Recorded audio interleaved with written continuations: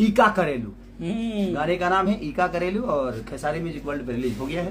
तो आप लोग अपना प्यार आशीर्वाद करें कि जब माथावा पट्टी का जान चान के भी फीका। तो थैंक यू सो मच और आप लोग ऐसे ही प्यार आशीर्वाद देते रहिए।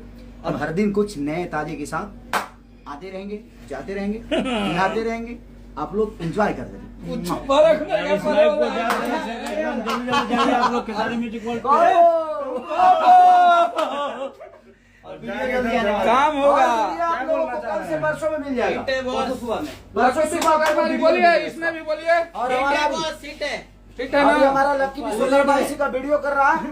लक्की हम लोग के लिए लक्की है। लक्की है, थोड़ा सा सकी है।